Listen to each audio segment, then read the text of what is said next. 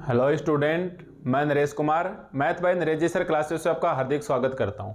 आज फिर से हम एमएससी प्रीवियस जिसके अंदर हमारे पास पेपर थर्ड चल रहा है डीई एंड एसएफ यानी differential equation and special function.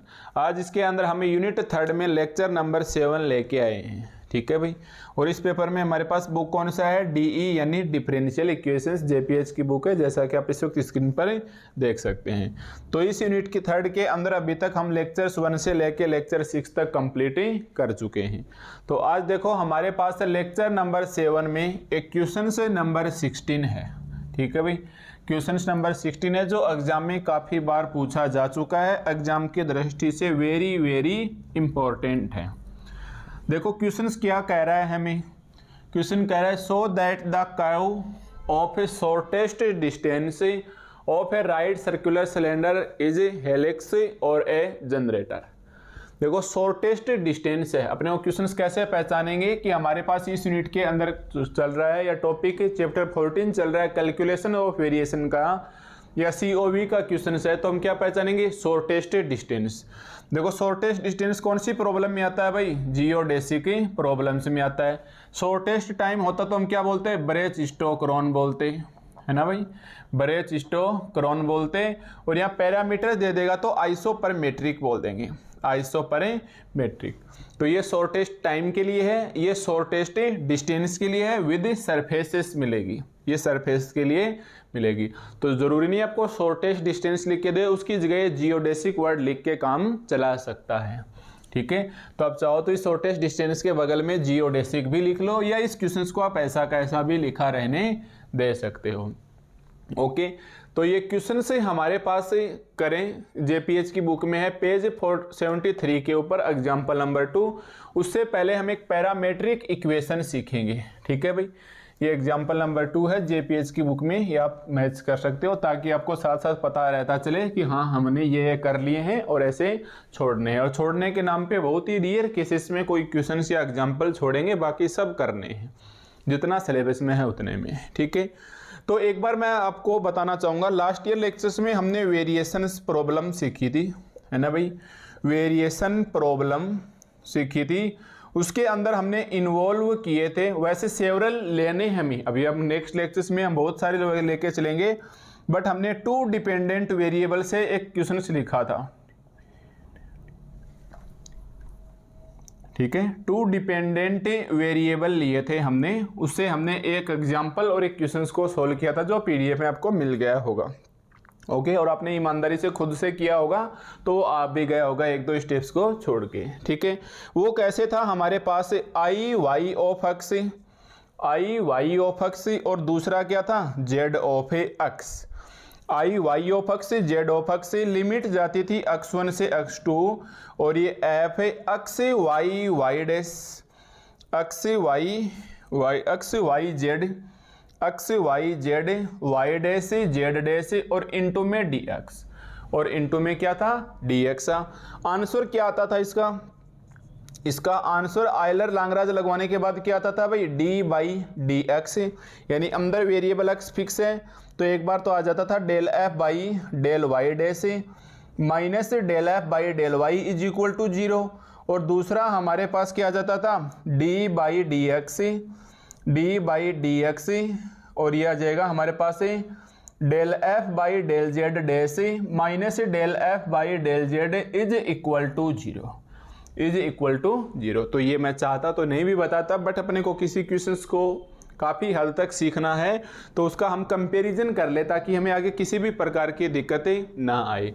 तो टॉपिक है हमारे पास variations problem involving 2 dependent variable, वो हमने इस प्रकार से पढ़ा था।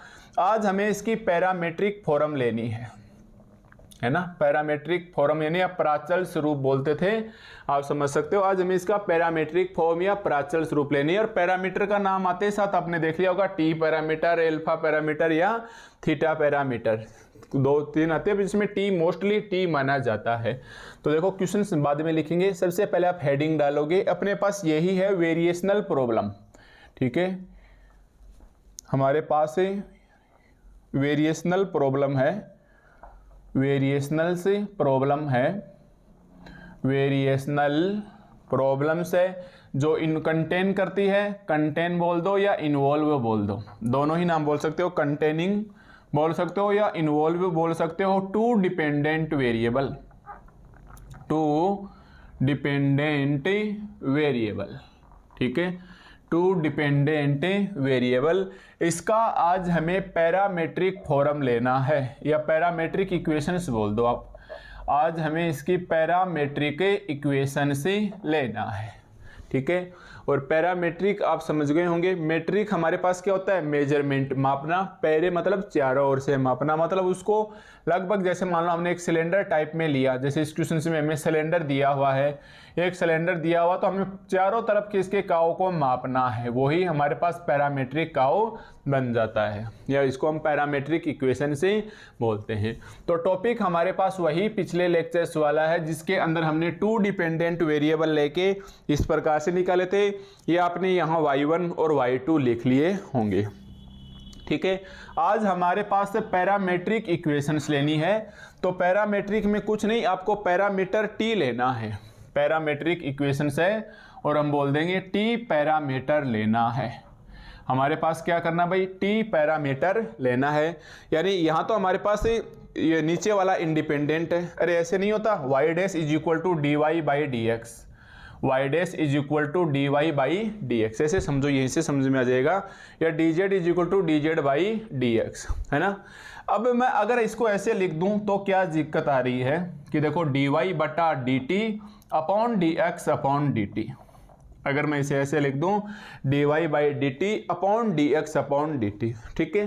तो बताओ अपने आप ही एक नया पैरामीटर टी आ गया कि नहीं आ गया, तो ये क्या बन गया, y डॉट टाइप में, ये क्या बन गया हमारे पास है अक्स डॉट टाइप में, क्योंकि डॉट का मतलब आप समझते हो कि ये डीजी के अंदर पढ़ चुके हैं, पेपर 4 की टाइम के रिस्पेक्ट में डिफरेंशिएशन होता है, ठीक है। और डैश का मतलब होता है आर्क के रिस्पेक्ट में, आर्क लेंथ के रिस्पेक्ट में डिफरेंशिएशन होता है। तो टी समझ लेना जब आप टाइम के रिस्पेक्ट में करो तब, तो समझिए हमारे पास है।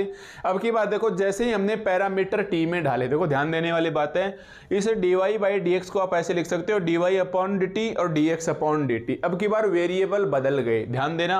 अब इंडिपेंडेंट वेरिएबल कौन आ गया, टी, इंडिपेंडेंट वेरिएबल कौन आ गया, टी। अरे दो सिचुएशंस आ गई हमारे पास, डी एक्स बटा डी टी या फिर डी वाई बटा डी टी। तो कहने का मतलब अब की बार इंडिपेंडेंट वेरिएबल हमेशा नीचे वाला स्वतंत्र होता है और ऊपर वाले ये दोनों हमारे पास क्या है, डिपेंडेंट वेरिएबल हैं। और हमें क्या लेना है, टू डिपेंडेंट वेरिएबल। और बताइए इंडिपेंडेंट कौन चला गया, टी, जबकि यहाँ इंडिपेंडेंट कौन था, नॉर्मली हम बात करें तो अक्स था, नॉर्मली हम बात करें तो अक्स था। तो पिछले वाले ही इक्वेशंस में हम सुधार कर रहे हैं कि उसमें इंडिपेंडेंट वेरिएबल अक्स था, अब पैरामीटर लेते ही टी चला गया, समझ लो, बहुत ही इंपॉर्टेंट बात है। अब जैसे ही हमने पैरामीटर टी लिया तो ये डिपेंडेंट बन गया और अक्स भी डिपेंडेंट बन गया, बचा कौन, टी इंडिपेंडेंट।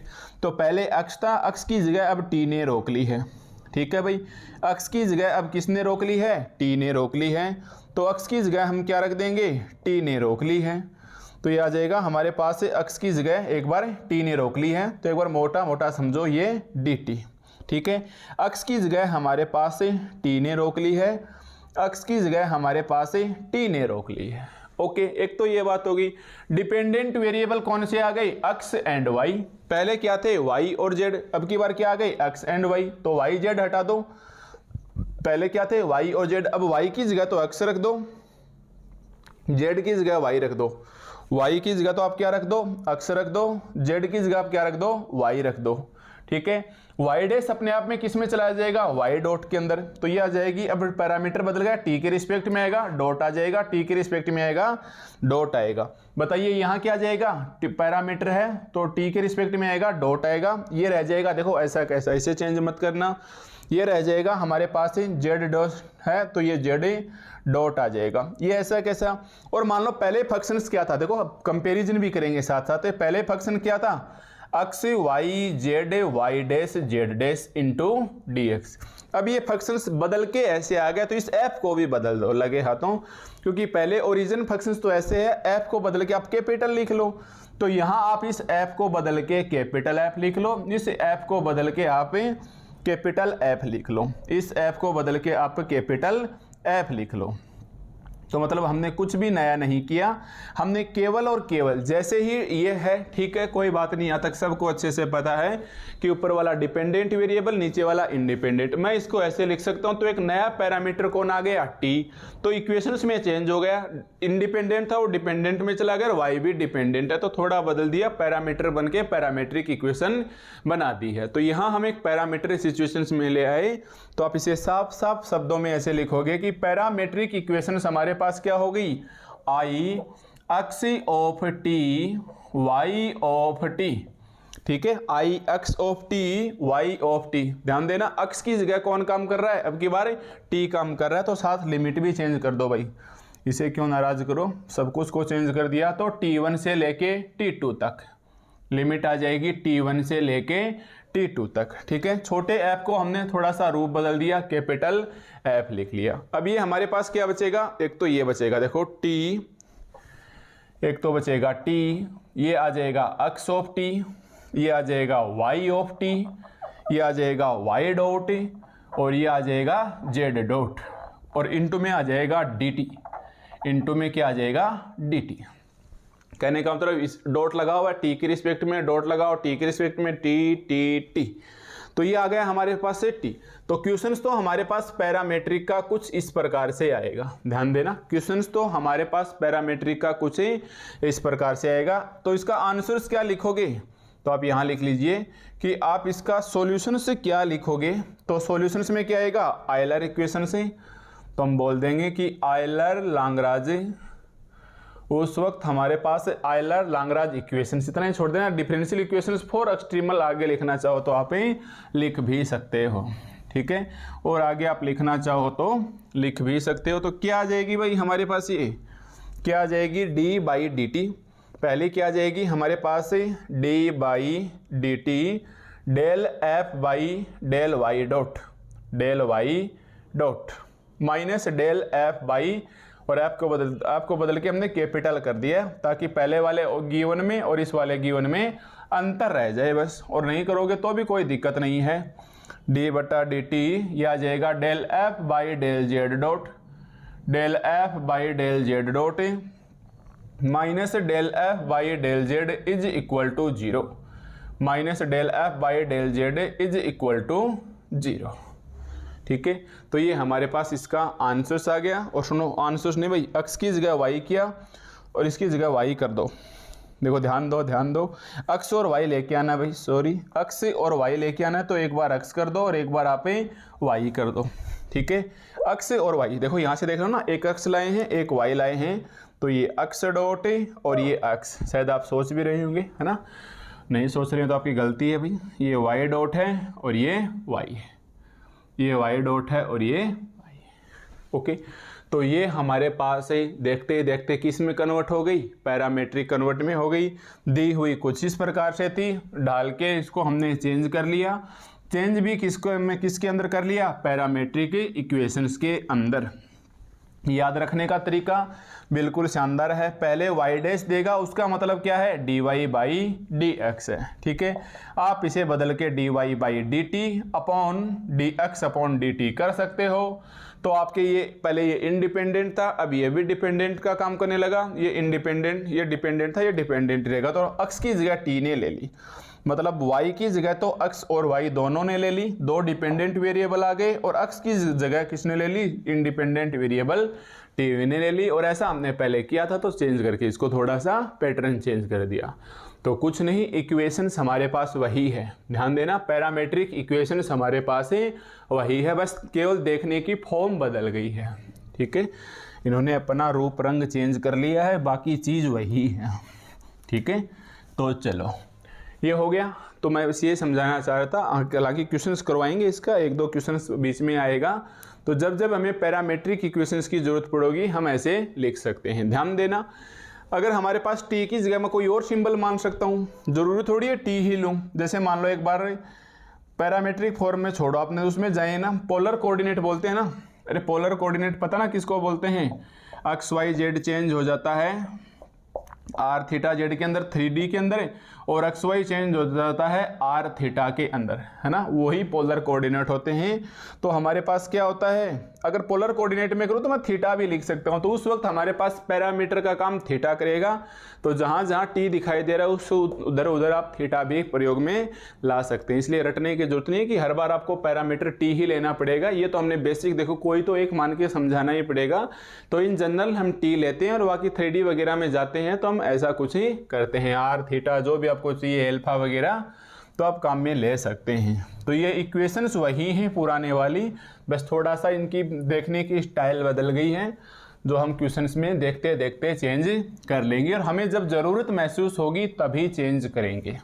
ठीक है भाई, हमें जब ज़रूरत महसूस होगी तभी हम चेंज करेंगे। ओके, तो अब आप इस क्वेश्चन नंबर 16 को लिखिए, और लिखिए ये एग्जाम की दृष्टि से वेरी इंपॉर्टेंट है। यस, अब आप इस क्वेश्चंस को लिखिए और ये एग्जाम की दृष्टि से वेरी इंपॉर्टेंट है। आपको पता है आपके इस चैप्टर 14 के अंदर गिने चुने सेलेक्टेड क्वेश्चंस हैं, वही बार बार घुमा फिरा के पूछे जाते हैं, है ना, वही क्वेश्चंस हैं जो आपको बार बार घुमा फिरा के पूछे जाते हैं। इसलिए इसको इतना भी सीरियसली मत लेना जितना अपने को लेना चाहिए। कुछ सिलेक्टेड क्वेश्चन से वो अच्छे से पढ़ लीजिए, बाकी अपने आप हो जाएंगे। अरे ऐसे क्वेश्चंस कर लोगे तो इस बाकी क्वेश्चंस तो हल्के फुल्के क्वेश्चंस तो खुद से ही हो जाएंगे और बेस भी आपका मजबूत हो जाएगा। ठीक है, चलो अब आप क्वेश्चंस को पढ़िए इसको, कि so that the curve of shortest distance, आप लिख सकते हो इसके बॉक्स में, शॉर्टेस्ट डिस्टेंस है, लेक्चर्स 1 में ही बताई थी, जियोडेसिक प्रॉब्लम है भाई, जियोडेसिक प्रॉब्लम है, जिसका मतलब क्या होता है, जीईओ, समझ गए ना, पृथ्वी प्लस डेसिक, है ना, डेसिक होता है नेचर, अर्थ के बारे में नेचर लगाना, और नहीं होती जियोग्राफी वगैरह सब्जेक्ट होते हैं वो ये तो होते हैं अर्थ वगैरह के बारे में, अर्थ के नेचर्स के बारे में पता लगाने की कोशिश करना कि नेचर्स का संदेश इस वक्त क्या कह रहा है ना, जैसे क्लाइमेट के हिसाब से कभी ठंड हो जाती है कभी गर्मी हो जाती है, तो वो जियोडेसिक्स पोस्टुलेट्स में आते हैं, जो आप आगे चल के एमएससी फाइनल में एक पेपर आता है रिलेटिविटी एंड कॉस्मोलॉजी, अगर आपको को पढ़ने का मौका मिला तो उसमें ऐसी बहुत सारी बातें आएंगी सामने। ठीक है, तो आप लिख सकते हो इस शॉर्टेस्ट डिस्टेंस की जगह। अब देखो हमें क्या दे रखा है, एक राइट सर्कुलर सिलेंडर दे रखा है, हमें देखो भाई क्या दे रखा है, एक राइट सर्कुलर सिलेंडर दे रखा है। पहले ये देखिए, हमें एक राइट सर्कुलर सिलेंडर दे रखा है, क्या शो करना है वो तो हम बाद में देखेंगे। कर्व ऑफ शॉर्टेस्ट डिस्टेंस से on A right circular cylinder is helix और ए जनरेटर। पहले तो एक राइट सर्कुलर सिलेंडर बना लो आप, ये लो आप, है ना, जानते हो ना, एक राइट सर्कुलर सिलेंडर मतलब लंबवर्तीय बेलन, अगर हिंदी भाषा में बात की जाए तो, पर अब ऐसे बातों का कोई मतलब नहीं रहेगा। ठीक है, अब इंग्लिश में ही बोलेंगे इसको। ये लो जी, ये हमारे पास राइट सर्कुलर सिलेंडर है, ये इसकी एक्स एक्सिस है, वाई एक्सिस इसकी आपको दिखेगी नहीं, ये इसकी जेड एक्सिस है। ठीक है, ये इसकी जेड एक्सिस है, और मार्कर के जो इस साइड में आ रही है ये इसकी वाई एक्सिस है, और ये एंगल है 90 डिग्री का, ये एंगल है 90 डिग्री का, उस वजह से राइट सर्कुलर सिलेंडर कहलाया, वरना 90 डिग्री का नहीं होता तो हम इस सिलेंडर को ऐसे पटक देते आड़ा। तो जो इस ओरिजिन के साथ जो एंगल बनाएगा, इस एंगल के इस एक्सिस के साथ जो एंगल बनाएगा वो एंगल ही थीटा कहलाता है। पर मैक्सिमम टाइम्स आपको इतना परेशान नहीं करेगा, ये या तो ये सिलेंडर ऐसे आएगा या फिर ये सिलेंडर बिल्कुल प्लेन पे ऐसे रखा हुआ आएगा, तो बड़े ही आसानी से इसको सोल्व कर सकते हैं। ये कॉम्प्लेक्स, बहुत ज़्यादा कॉम्प्लेक्स सिचुएशंस हो जाएगी, बट ऐसा भी स्टडीज़ में होता है, और हायर लेवल की मैथमेटिक्स होती है इंजीनियरिंग वगैरह की, उसमें इन सब के बारे में डिटेल से बताया जाता है। ठीक है, तो चलो, एक तो हमारे पास सिलेंडर हो गया, सिलेंडर में हमें मोटी मोटी 3 चीज़ें चाहिए। जैसे मान लो मैंने कोई भी एक पॉइंट ले लिया इसके ऊपर P, मान लो हमने एक पॉइंट ले लिया P, तो क्या होंगे भाई, R, थीटा और Z, मतलब एक तो उसकी रेडियस होनी चाहिए, रेडियस क्या हो गई भाई, ये रही R, ये इसकी क्या हो गई, रेडियस R, एक एंगल हो गया थीटा 90 डिग्री, एक उसकी एक्सिस को ध्यान में रखेंगे कि भाई Z एक्सिस के ऊपर है, तो राइट सर्कुलर सिलेंडर है। ठीक है, तो हम इसकी सरकमफ्रेंस पे कोई भी एक पॉइंट लेंगे P, उसके कोऑर्डिनेट क्या हो जाएंगे, R, थीटा एंड Z हो जाएंगे। आर थीटा एंड जेड हो जाएंगे। फिर हम सीखेंगे ये हेलिक्स क्या होता है, ये जनरेटर क्या होता है। उससे पहले हम एक बार इसे राइट सर्कुलर सिलेंडर के बारे में पढ़ लें। अगर मैं आप पे इल्ज़ाम लगाना चाहूँ तो बिल्कुल लगा सकता हूँ। बीएससी फर्स्ट ईयर 3D पढ़ी थी, वहाँ आपने पहला चैप्टर अगर हिंदी मीडियम में पढ़ा तो गोला, या इंग्लिश में पढ़ा तो स्पेयर नाम से पढ़ा है। फिर दूसरा आपके पास यही आता था बेलन या सिलेंडर आता था। फिर आता था सेंट्रल कॉइन्सॉइड सेकेंडर सांक्वज, और ऐसे करके फिर पूरा एक पेपर हुआ करता था। तो कहीं ना कहीं ये आपको उस प्रकार देखो, वहाँ आपके पास आपने एनवालोप बेलन भी नाम सुना होगा, है ना। एनवालोप बेलन भी नाम सुना होगा। बेलन के ऊपर जनक रेखाएं भी नाम सुना होगा। बेलन के ऊपर जनक रेखाएं वगैरह भी आपने नाम सुना होगा। इस प्रकार से बनाई जाती थी कि पॉइंट पास हैं, तो ये लाइन ही जनक रेखा कहलाती है। टेंशन मतलब वही जनक रेखा ही जनरेटर है, वही जनक रेखा ही जनरेटर है। और ये हेलिक्स क्या होता है, हेलिक्स इसको समझ लो। चलो, हेलिक्स ऐसे होता है जैसे अब मान लो इसके अंदर एक कारो छुपा है। ये जो सिलेंडर है इसके जैसे मान लो मैं बोलूँ ये एक कारो है, देखो इतना सा देख लो एक बार। अगर ये हमारे पास एक काऊ की शेप में है, ये हमारे पास एक काऊ की शेप में, मतलब एक ऐसी कुंडली टाइप की शेप है जो इस ऐसे नहीं होते, ऐसे शेप्स ही आती हैं अलग अलग फिजिक्स में या उसमें बायोलॉजी में तो बहुत ज़्यादा ये शेप्स आती हैं हेलिक्स की। पर ये जो कुंडली होती है जो मतलब एक प्रकार से ऐसे मानो एक हिडन काऊ है, इसके अंदर कितने सारे हिडन काऊ हैं, वही एक प्रकार से हमारे पास हेलिक्स को बताएंगे। और ये जनरेटर हैं, ये जो लाइन्स है ये हमारे पास क्या है, जनरेटर्स को डिनोट करती है, ये देख लो। और ये हमारे पास ऐसी जनरेटर बहुत सारी लाइनें होती हैं। तो इसके अंदर जो हिडन छुपा हुआ है ये कर्व हैं, ये हिडन कर्व ही हमारे पास, ये कुंडली टाइप के जो कर्व हैं यही हेलिक्स होते हैं। और ये लाइन से हमारे पास जनरेटर लाइन या जनक रेखाएं होती हैं। ठीक है, तो चलिए इसके बारे में हम बिल्कुल डिटेल से सीखेंगे। जो वो कैलकुलेशंस के हिसाब से सीखेंगे, अपन ऐसे रफली नहीं बोल सकते। ठीक है, कहने का मतलब मेरा समझाने का एक छोटा सा उद्देश्य है। ये जो डायग्राम बनाया है ये एग्जाम में रहने देना, मत बनाना, केवल समझाने के लिए बनाया है। इतना सा समझ लो कि जैसे मैं बोलूँ कार्टेशियन कोऑर्डिनेट की बात है, ठीक है, इतने सीनियर हो। कार्टेशियन कोऑर्डिनेट का मतलब क्या होता है, एक्स वाई। और मैं बोलूँ पोलर कोऑर्डिनेट क्या होता है, पोलर कोऑर्डिनेट क्या होता है, तो आप बोलोगे सर आर और थीटा में चेंज होता है। रिलेशन कैसे होता है आपको खूब अच्छे से याद होना चाहिए। X is equal to are cos theta, Y is equal to are sine theta, है ना। X is equal to are cos theta, Y is equal to are sine theta. ये बात तो है हमारे पास 2D की, पर हमारे पास सिलेंडर तो किस में है, 3D में है। 3D में है तो ये क्या हो जाएगा, एक्स वाई एंड जेड। और ये 3D में तो क्या हो जाएगा, R theta and phi. Are theta and कभी फाई आता है, सिलेंडर के लिए ये जेड आ जाता है, सिलेंडर के लिए ये जेड आ जाता है। तो एक्स इज इक्वल टू क्या होता है, ये same R cos theta. Y is equal to क्या होता है, आर साइन थीटा। और जेड है वो देखिए, जेड है वो जेड में रहा, जेड है वो जेड में रहा। ठीक है, अब आर थीटा फाई कब आता है और आर थीटा जेड कब आता है, इसके लिए अपना बिल्कुल पढ़ना पड़ेगा अपने। या अभी तक आपने देख लिया होगा, मैकेनिक्स का पेपर है 5वां, उसमें यूनिट 4 स्टार्ट करोगे। जैसे आप हाइड्रोडायनेमिक्स की यूनिट स्टार्ट करोगे उसमें बार बार r theta phi, are theta phi, are theta z लिख लिख के आपको समझा दिया जाएगा। और वहाँ अभी अगर आपका पढ़ा हुआ होगा वो यूनिट तो कोई दिक्कत ही नहीं है। अब देखोगे कि मैं सही बोल रहा हूँ, ध्यान से देखोगे। कार्टेशियन है चेंज इन पोलर, कार्टेशियन है चेंज इन पोलर। तो अक्स है, अक्स की जगह हमने क्या लिख दिया, आर कोस थीटा। वाई की जगह हमने क्या लिख दिया, आर साइन थीटा। क्यों, क्योंकि हमें पता है X square plus Y square करके देख लो 1 आएगा, R square cos sorry X square plus Y square क्या आ जाएगा, आर स्क्वायर आ जाएगा। और ये किसकी इक्वेशंस होती है, सर्किल की इक्वेशंस होती है। ये सर्किल की इक्वेशन भी यही होती है, अरे वर्त का समीकरण X square plus Y square is equal to R square.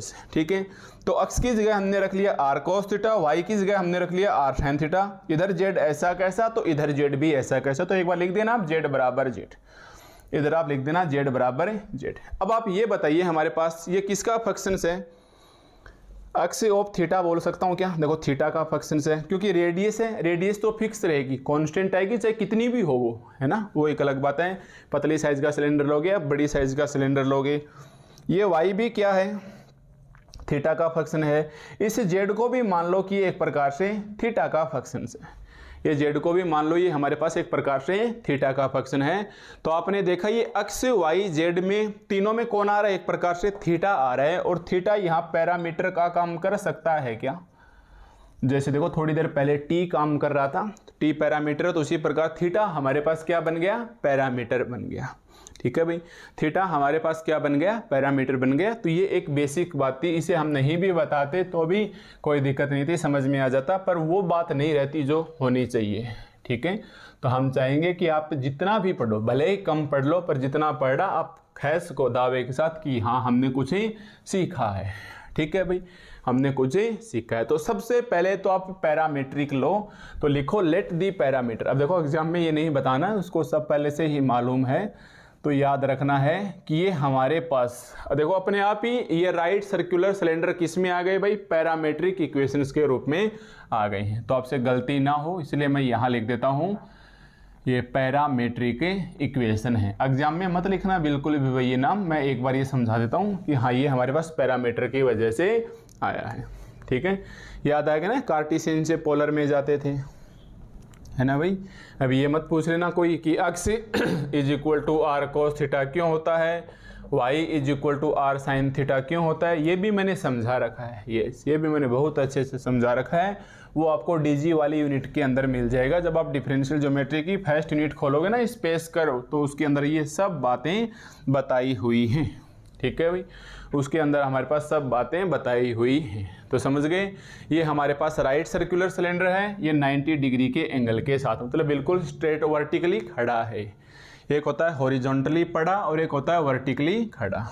ठीक है, तो देखो हो गया राइट। अभी इनके अंदर जैसे ये कर्व है, ये कर्व है, इतना कर्व हो सकता है, इसके अंदर कर्व छुपे हुए हैं छोटी छोटी, मतलब आर्क लेंथ टाइप में, आर्क लेंथ टाइप में इसमें। अरे भाई ये पूरा देखो एक सर्किल बन गया, आपको पता है सिलेंडर में ऊपर क्या होता है, एक सर्किल ऊपर होता है, एक ही नीचे होता है। अब मैं बोलूं इतना सा हिस्सा क्या बन गया इसका, तो आर्क बन गया, कभी ये आर्क बन गया, कभी इतना सा आर्क बन गया, तो ये इसकी हम क्या बोलेंगे, आर्क लेंथ।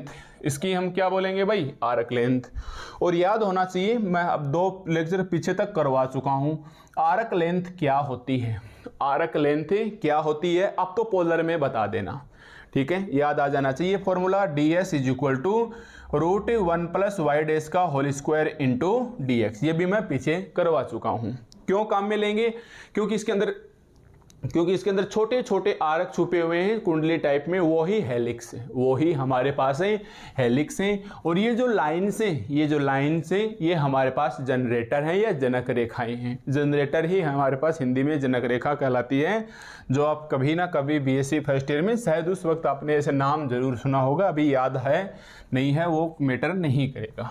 ठीक है, तो पहले तो ये देखो सिलेंडर हो गया। अब मैं डायग्राम हटा रहा हूँ, अब मैं इसमें हेलिक्स और जनरेटर नहीं बताऊंगा, समझिए ना। हेलिक्स की वजह से हमें इसके अंदर आर्क लेंथ लेके आनी पड़ रही है, तो एक इसके अंदर आर्क लेंथ का डिस्कस होगा। तो हेलिक्स ने हमारे पास यहाँ आर्क लेंथ लेके आई है, तो चलो हम हेलिक्स के दिए गए वर्ड्स की पालना करेंगे। और अपने आप ये सिलेंडर किसके अंदर है, 3D के अंदर। 3D के अंदर लिखने से पहले हमारे पास ये कार्टेशियन कोऑर्डिनेट चेंज कर दिया गया है, किसके अंदर, पोलर फॉर्म के अंदर, r, θ, z के फॉर्म के अंदर। क्योंकि आपको पता है सिलेंडर है, 100% पता है सिलेंडर है, तो एक रेडियस बनेगी r, एक एंगल बनेगा थीटा, और एक ये डायरेक्शन पे डिपेंड है भाई, ऐसे है या ये ऐसे है, तो z के ऊपर भी डिपेंड है, तो r, θ एंड z है। ओके, चलो अब हम इसकी कैलकुलेशंस करें। तो सबसे पहले एक लाइन लिखेंगे, लेट दी पैरामीट्रिक इक्वेशंस। ठीक है भाई, लेट दी पैरामीट्रिक इक्वेशन। हमने देखा कि हमारे पास एक पैरामीट्रिक इक्वेशंस है, किसकी, of a right circular cylinder, लंबवर्तीय बेलन की राइट सर्कुलर सिलेंडर की। ठीक है भाई, let the parametric equations of right circular cylinder be. बताइए किस प्रकार से दे दूं भाई मैं, ये रही, x is equal to are cos theta, x is equal to are cos theta, Y is equal to are sine theta, z is equal to z लिख देना भाई, जेड है डायरेक्शन में वो ऐसा का ऐसा है। अब हमने देखा अक्स है वो अक्स ऑफ थीटा का फंक्शन है, वाई है वो वाई ऑफ थीटा का है, तो जेड को भी मान लो कि हमारे पास थीटा का ही फंक्शन है। तो और ये किसके ऊपर है आपको पता, ये अक्स वाई जेड सिलेंडर बोलो और इसको आप कर्व बोल सकते हो, है ना। अरे सिलेंडर की शेप भी क्या, अरे खुद सर्किल एक कर्व है, खुद स्ट्रेट लाइन एक कर्व कहलाता है, तो खुद सिलेंडर क्या कहलाएगा, एक कर्व कहलाएगा। तो आप लिख लो let z is equal to F of a theta. मतलब हमने एक इसको थीटा के फॉर्मेट में मान लिया और इसको हमने क्या बोल दिया, ये एक कर्व है, ये एक कर्व है, क्योंकि खुद x is equal to x r theta भी क्या है, कर्व है। Y is equal to y r sine theta भी क्या है, कर्व है। इसको इसके ऊपर मान लो ये सरफेस के ऊपर है ना, ये सिलेंडर की क्या है, जहाँ से सिलेंडर के ऊपर ये शेप है अपनी ये वाली, ये क्या कहलाएगी हमारे पास है, सरफेस कहलाएगी। तो हम बोलेंगे बी ए कर्व है, lie on the surface, lie on the surface of the, lie of the surface on the cylinder, lie on the surface on of the cylinder. मतलब ये हमारे पास सिलेंडर की जो सरफेस है उसके ऊपर लाई करती है, यानी ये हमारे पास पूरी वो है सरफेस है, ये हमारे पास पूरी क्या है ऐसे सरफेस है। ये Z is equal to F of theta, देख लो ये जा रहा है इधर से, तो आ रहा है ना इस सरफेस के ऊपर है, ये जेड वाली लाइन देखो ये सरफेस के ऊपर आ रही है, तो Z is equal to function से ये एफ ऑफ थीटा या एक कर्व है, ये लाई कर रहा है यानी बिलोंग कर रहा है on the surface of a cylinder, या इसके ऊपर से जा रहा है। ओके भाई ओके, बस इतना सही था समझाने के लिए। अब हमारे पास केवल और केवल कैलकुलेशन से लेंगी, तो ये X of theta, Y of theta, Z of theta. ध्यान देना पैरामीटर अब की बार क्या है, थीटा है। ध्यान देना पैरामीटर हमारे पास क्या है, थीटा है। जाने अनजाने में कौन काम कर रहा है, आर्क लेंथ काम कर रही है।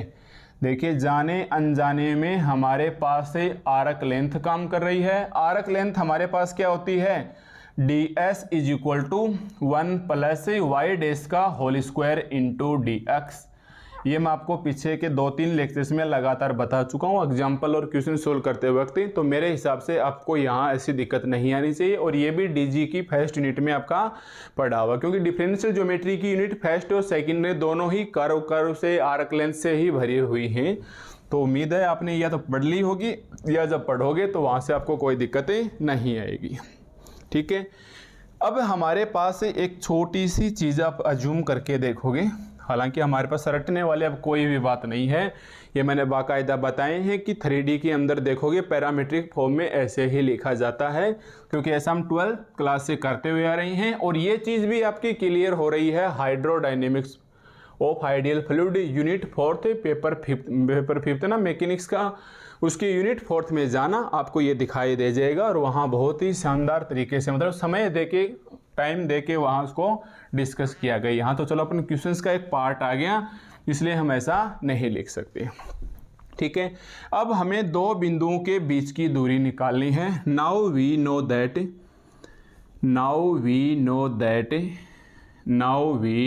दैट कौन से दो बिंदुओं के बीच की दूरी, एक बार मैं बस फिर वापस से हटा देंगे इसको। ये हमारे पास सिलेंडर है, मान लो इसके ऊपर कोई कर्व जा रहा है, एक पॉइंट P है और एक पॉइंट Q है। ए बी मत मानना, ए बी हम नॉर्मली मान चुके हैं, तो एक पॉइंट A मान लो, P मान लो, एक पॉइंट Q मान लो, या आप ए बी भी मान सकते हो, इस बात से कोई फर्क नहीं पड़ेगा। तो अब मैं बोलूँ इसकी लेंथ कितनी है, इसकी लेंथ कितनी है, तो ये हो गई हमारे पास आर्क लेंथ, ये हो गई हमारे पास arc length.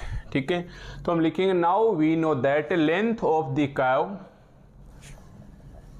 Length of the curve, जो हम बात कर रहे हैं हमारे पास कर्व की लेंथ की, किसके अंदर, between 2 points P and Q, between 2 points P and Q। और कोऑर्डिनेट नाम मत देना भाई, क्योंकि हम 3D के अंदर लिख रहे हैं, एक बार ऐसा का ऐसा ही छोड़ देंगे, लिमिट लगा के छोड़ देंगे। P एंड Q ये कैसे दिए जाते हैं, ये हमारे पास कैसे दिए जाते हैं, तो मैं यहाँ बिल्कुल सीधा लिखूंगा, पर लिखने से पहले मैं आपको इसको समझा के छोड़ूंगा। ठीक है, ये सिलेंडर है, मान लो कोई भी कर्व इस शेप में आ रहा है, और ये दो पॉइंट ले लिए P और Q। मैं बोलूँ इन P Q के बीच की दूरी कितनी है, पी क्यू के बीच की दूरी कितनी है। अब तक हम ए बी करते आ रहे थे, देखो ध्यान दो, अभी तक हम ए बी करते आ रहे थे जिसके अंदर x1 y1 x2 y2 ऐसे हुआ करता था। अब हमारे पास पी क्यू 3D के अंदर आ गए हैं, देखो ध्यान दीजिए, अब हमारे पास पी क्यू 3D के अंदर आ गए हैं, 3D के अंदर आ गए हैं, मतलब अगर ये 3D में होते तो ऐसे आ जाते x1 y1 z1 x2 y2 z2, पर हमने पोलर में लिया है तो ये किस में आ जाएंगे, r थीटा z में, ये आ जाएंगे r1 थीटा 1 z में, ये r2 थीटा 2 z2, मतलब हिडन है। तो a और b बदल के हमने p और q कर दिया, कोई भी दो नए नाम दे दो या चाहो तो a b रहने दे सकते हो, इसका कोई इश्यू नहीं है और यहाँ लिखना कुछ नहीं है। तो now the length of the, now we know that length of the curve between 2 points p and q is given by, तो आपको पता है आर्क लेंथ कैसे दी जाती है, ds इज इक्वल टू, देखो आर्क लेंथ कैसे दी जाती है, ds is equal to √1 + y² into dx, पर ध्यान दोगे तो ये हमारे पास कार्टेशियन कोऑर्डिनेट के अंदर है, ठीक है भाई, ध्यान दोगे तो ये हमारे पास कार्टेशियन कोऑर्डिनेट के अंदर है, हमें पोलर में लेके आनी है, समझिएगा इस बात को, हमें पोलर में लेके आनी है। तो मैं बोलूँ पहले तो इसे सोल्व करो, लिखना मत एक बार, हम यहाँ डायरेक्ट लिखेंगे पर मैं नहीं चाहूँगा, आपको समझा के ही लिखूंगा। दोनों साइड स्क्वायर करें तो कितना आ जाएगा भाई, ds² और ये 1 + y' का होल स्क्वायर, रूट हट जाएगा ना, y' और देखो इंटू में dx है, ये भी देख लेना भाई, इसका स्क्वायर करेंगे तो इसका स्क्वायर भी होगा और dx का भी स्क्वायर होगा भाई, इसको मत नाराज करना, छोड़ मत देना इसको, ठीक है, साथ ही बिछड़ना नहीं चाहिए सभी का। y' को क्या लिख सकते हो आप, dy/dx का होल स्क्वायर, क्या लिख सकते हो भाई, dy/dx का होल स्क्वायर, मतलब ऐसे ही अपन इसके साथ वापस से सोल्व कर रहे हैं। अब ये dx को इधर ले आइए, ये dx² + dy² अपॉन dx², इसे ऐसे लिख सकते हैं क्या, तो ये तो आपने dg में पढ़ा होगा, ऐसे देख लिया होगा, ऐसे कर सकते हैं। dx² से dx² काट दूं क्या, यस, dx² से dx² मैं काट सकता हूँ, मतलब जो हमारे पास से ds दिया हुआ है, ये जो ds दिया हुआ है, आप इस ds को ऐसे लिख सकते हो, ds² is equal to dx² + dy², है ना भाई, इसको आप क्या लिख सकते हो, ds² is equal to dx² + dy², तो ये भी हमारे पास क्या है भाई, आर्क लेंथ है, समझना, ये भी हमारे पास क्या है, आर्क लेंथ है, किसके अंदर है भाई, ये कार्टेशियन कोऑर्डिनेट के अंदर है। और साथ साथ मैं ये भी पूछूं, बोलो भाई 2D में है 3D में, तो x और y है 2D में है। सिलेंडर हमारे पास, राइट सर्कुलर सिलेंडर हमारे पास किसके अंदर है, 3D के अंदर है, तो 3D में चेंज करोगे तो एक और लगा लूँ क्या, dz² क्या जा रहा है अपना, है ना, ये 3D में चेंज हो गया। तो चलिए अब इस क्वेश्चंस में देखिए, नाउ इधर ध्यान दीजिए, ये जो पैरामेट्रिक इक्वेशंस लिखी है इधर ध्यान दीजिए एक बार, x इज इक्वल टू क्या लिखा है, r cos थीटा, मैं यहाँ dx निकाल लूँ क्या इसका, तो dx निकालूंगा तो कितना आ जाएगा, r छोड़ दो, cos थीटा का माइनस साइन थीटा और थीटा का d थीटा, साइन थीटा का d थीटा, ये ऐसे नहीं समझ में आए तो मैं बोलूँ भाई इसका थीटा के सापेक्ष अवकलन कर दो, तो ये लो जी आप ऐसे करोगे। अब मैं बोलूँ d थीटा को इधर ले जाइए, है ना, पर मैं आपके इतने मजे नहीं लूँगा, आप समझ जाओगे। ओके, तो चलो ये तो आ गया है हमारे पास dx, तो ये आ गया ds² is equal to dx की जगह हम क्या रखेंगे, माइनस का r साइन थीटा और d थीटा, ठीक है, का होल स्क्वायर है, इधर भाई dx लेके आए ना, स्क्वायर कर दो या यहीं कर दो, चलो dx स्क्वायर करो तो ये हो जाएगा r² sine square theta d थीटा², क्यों फालतू में लिखना तो है नहीं, केवल समझना है, तो ये हो जाएगा r² sine square theta d थीटा², ठीक है।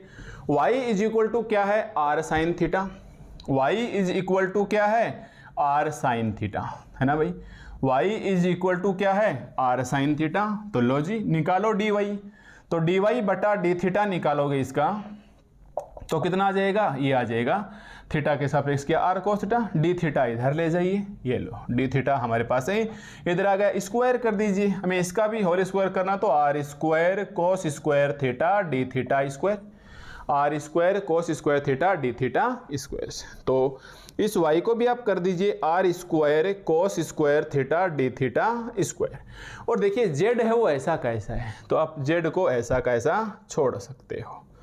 आप जेड को ऐसा कैसा छोड़ सकते हो। पर देखना एक बार, आपने ये भी लिखा है कि जेड हमारे पास फंक्शंस थीटा का है, यहाँ डी थीटा स्क्वायर आ गया, यहाँ डी थीटा स्क्वायर आ गया, तो इसे क्यों नाराज किया जाए। यहाँ भी क्या लिख सकते हो आप, देखो मैं इन दोनों इक्वेशन को तो पहले ऐसे करता हूँ, एक साथ ले लेता हूँ, है ना भाई। आर स्क्वायर कॉमन ले लिया दोनों में, sign square theta cos square theta D square theta common ले लिया। अब देखिए बेचारे के साथ इसके साथ डी थीटा है, इसके साथ डी थीटा है, 3D में तो इसके साथ भी डी थीटा ले लो। तो ऐसे लिख सकते हो कि इसको डी जेड बटा डी थीटा का whole square into D theta. क्या फर्क पड़ गया भाई, और सुनो पड़ गया, ऐसे करना है, स्क्वायर करना है। देख लो चाहिए डी थीटा स्क्वायर से डी थीटा स्क्वायर कैंसिल, वापस यही आ जाएगा। तो हमने क्या कर लिया, पूरा ही एक थीटा के रूप में ले लिया। और वैसे भी देखिए पूरा पैरामीट्रिक इक्वेशंस में थीटा ही थीटा चल रहे हैं, और ये जो जेड बचा है इसलिए हमको यहाँ लेट लगाना पड़ा, दिया हुआ नहीं है भाई ये थीटा के अंदर, इसलिए हमने मान लिया कि ये भी एक फंक्शन ऑफ थीटा है। तो ये भी हमारे पास एक फंक्शन ऑफ थीटा है। अब आप इसकी वैल्यूज देख लीजिए, क्या हो जाएगा भाई इसकी वैल्यूज देखेंगे तो, ठीक है ना। मैं एक बार यहाँ से हटा रहा हूँ ताकि अपने पास मैं और अच्छे से समझा सकूँ। Sine square theta plus cos square theta क्या होती है, 1 होती है। तो D S square is equal to R square और ये D theta square plus D Z बटा डी थीटा का होल स्क्वायर। देखो ये भी डी थीटा स्क्वायर है, ये भी डी थीटा स्क्वायर है, आप ऐसे कॉमन ले लीजिए, आप पूरे को ऐसे कॉमन ले लीजिए, ठीक है। देखो ये तो 1 हो गया, इसको तो हटा दो। आर स्क्वायर इसमें भी डी थीटा स्क्वायर है और इसमें भी ये डी थीटा स्क्वायर, इसको हमने क्या कर लिया, कॉमन ले लिया, ठीक है भाई। तो चलो बस इसे इतना ही कॉमन चलने दो, ठीक है। और ये हमारे पास है डी एस ले लो, स्क्वायर हटाओगे तो किस में आ जाएगा, पूरा का पूरा पार्ट है ये रूट में आ जाएगा, आर स्क्वायर डी जेड बटा डी थीटा का होल स्क्वायर, ठीक है भाई। आर स्क्वायर डी जेड बटा डी थीटा का होल स्क्वायर से, और ये भी डी थीटा का होल स्क्वायर रूट में है, इसे बाहर निकाल लो। तो एक्चुअली हमारे पास जो हम सोचना चाह रहे थे वो इस प्रकार से आ गया, डी जेड बटा डी थीटा का होल स्क्वायर, और पूरा बाहर क्या आ गया, डी थीटा, पूरा बाहर क्या आ गया, डी थीटा। तो ये है दरअसल कंपेयर करें तो आर्क लेंथ को किससे डिनोट करते हैं, डी एस से। देखिए आर्क लेंथ को किससे डिनोट करते हैं, डी एस से। ये रही डी एस, ये किस में आ गई, कार्टेशियन फॉर्म में, ये किस में आ गई, पोलर फॉर्म के अंदर, फॉर राइट सर्कुलर सिलेंडर के लिए, ठीक है। तो अगर मैं ये सीधी लिख लेता तो केवल और केवल आपको रटने के अलावा कोई ऑप्शन नहीं रहता, और रटा हुआ ज़्यादा दिन याद भी नहीं रहता। वो तो हमारी मजबूरियाँ हैं, कुछ क्वेश्चंस में हमें स्टार लगाने पड़ते हैं कि भाई आप ये याद रख लो। अगर वक्त का और टाइम ज़्यादा हो अपने पास ऐसे परफॉर्मेंस के लिए तो वो चीज़ें भी समझाई जा सकती हैं, पर कुछ चीज़ें याद रखने से काम चल जाता है तो अच्छा होता है। और मैं जितनी भी आपको ये बता रहा हूँ कि ये याद रख लो, जो है ना, आपने देखा होगा बहुत सारे मैं स्टार लगवा देता हूँ ऐसे कि रिमेंबर करने हैं, वो आपके समय के साथ साथ क्लियर होती जाएगी, ऐसा आप महसूस करते जाओगे। जैसे जैसे मान लो किसी टॉपिक में फंस गए, उसका रिलेशन तो कहीं ना कहीं उसका आंसर से आता है। तो अब मैं बताऊँ इनकी लेंथ है, now we know that length of the curve या arc length between 2 points P and Q is given by, क्या लिख लो भाई, डी एस इज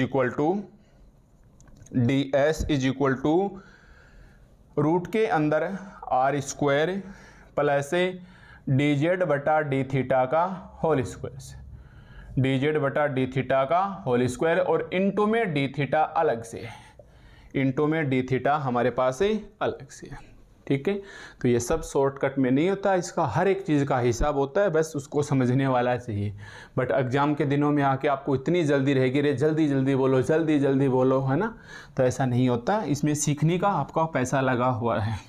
अगर कोई एन वक्त के एग्ज़ाम पे खरीदता, पैसे खर्च करता है, वो पास होने के लिए करता है, और अपने को पास होने वाले स्टूडेंट से पैसा लेना भी नहीं है। इसलिए हमारी फीस एग्ज़ाम के दिनों में भी वही रहती है जो बाकी डे चलती है, ठीक है। तो यहाँ तक हमें कोई दिक्कत नहीं होनी चाहिए अकॉर्डिंग टू मी, ठीक है। तो और इसको छोटा करना चाहो तो लिख सकते हो। अब देखो हाँ, साथ साथ अब इसको इंटीग्रेशंस करूँ, दोनों साइड में इंटीग्रेशंस करेंगे तो ये तो क्या आ जाएगा, डी एस, इसका इंटीग्रेशंस करेंगे तो ये कितनी आ जाएगी, रूट के अंदर आर स्क्वायर प्लस, इसको जेड डैश बोल लो आप एक बार, इसको आप जेड डैश बोल लो भाई, ठीक है।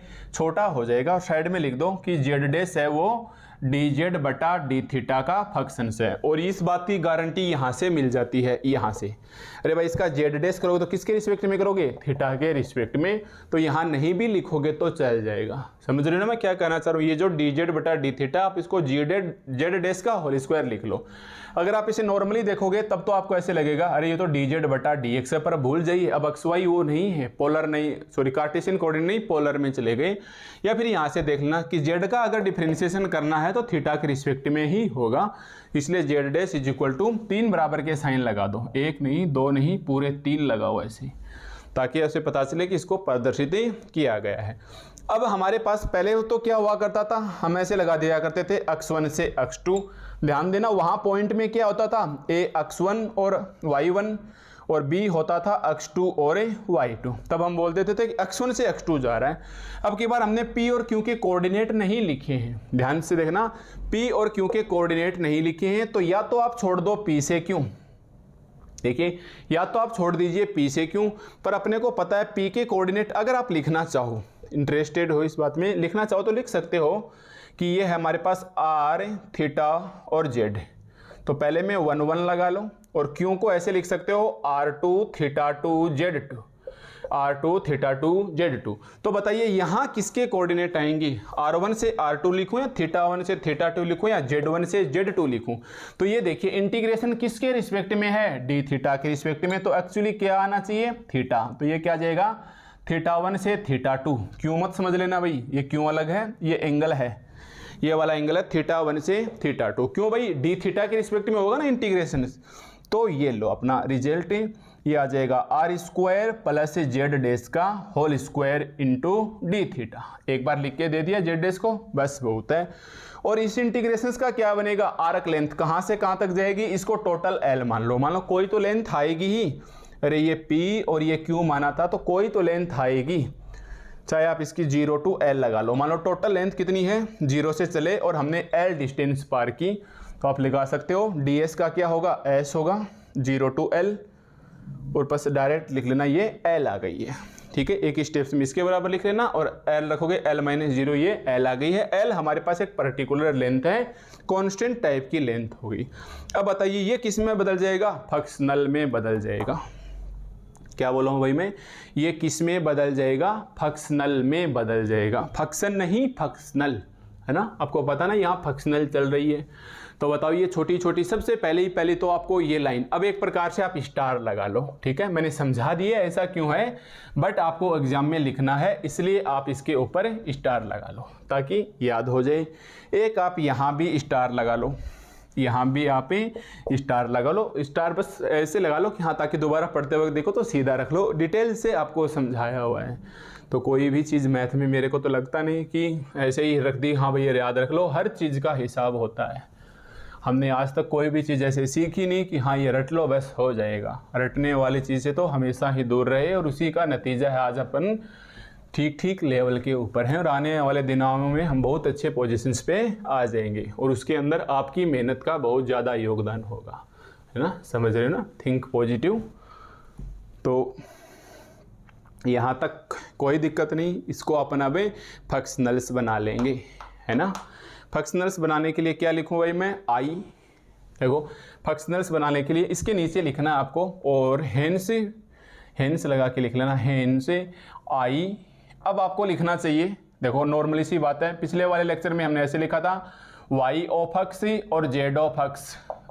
पहले वाले में हमने क्या लिखा था, y ऑफ x और z ऑफ x, ऐसे लिखा था ना।